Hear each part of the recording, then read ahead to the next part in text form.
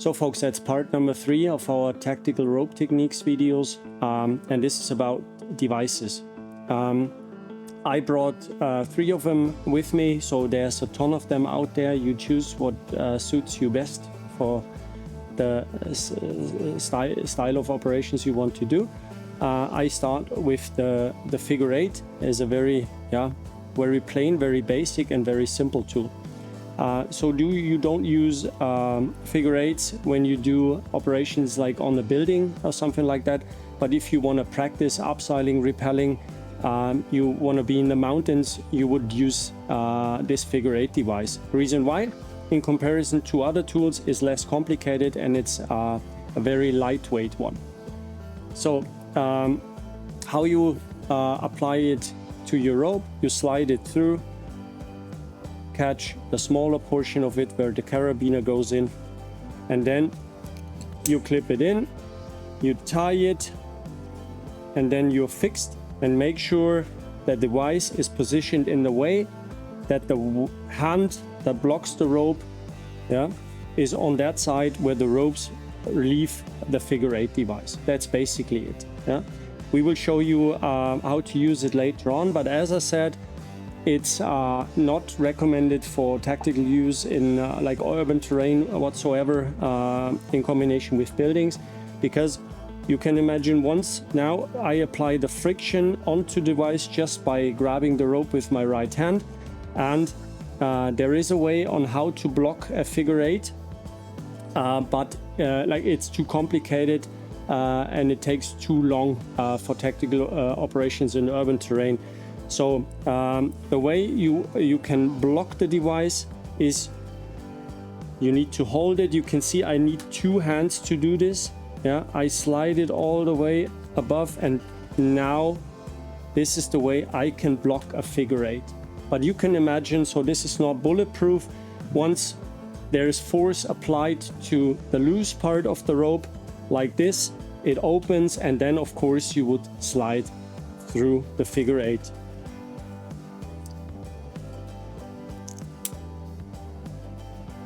Second device.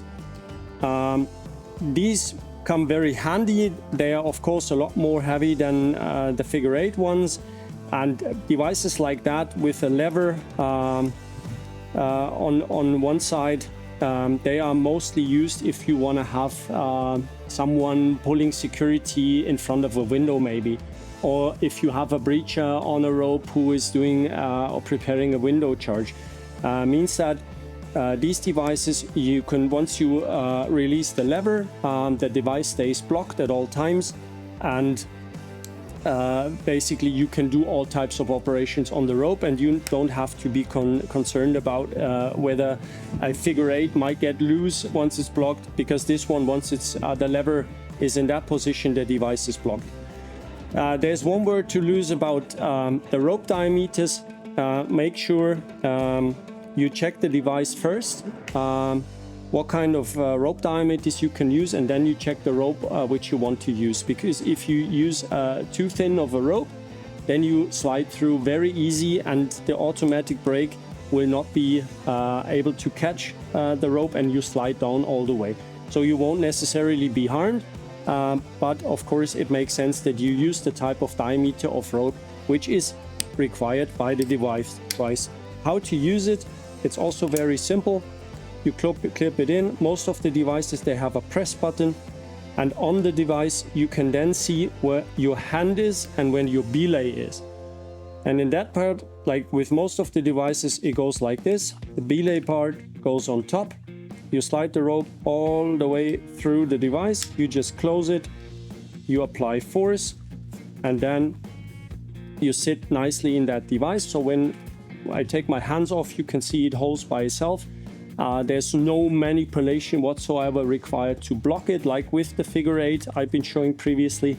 And once you want to go down, you have one hand underneath the device, and here you apply as much speed as you want to. So this is literally the gas pedal like you're used to in your car.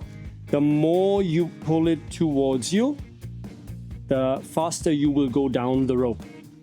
Make sure you do not use devices with a panic function for tactical application, because once you want to, for instance, move into a window, you're on a rope, you have a panic function. You can't have that, because the very moment you want to enter the window, the device goes into the blocking mode, and then you're hanging somewhere around in front of the window. You don't want to have that. Okay, just to release it, you press the button once more, and then you just take out of the rope, and then you're good to go. The third device, these are devices that are like very smooth for rappelling, so you can figure out once you want to enter a window, you gotta have the correct timing. Other than that, you land like with your ass on the window frame if you go too fast. And so this one is really, it comes really handy for entering windows. And it's also very simple. The device, it's clipped in like this. You open it once it's on the carabiner, like that. And you also follow the instructions. Slide the rope through a couple of times.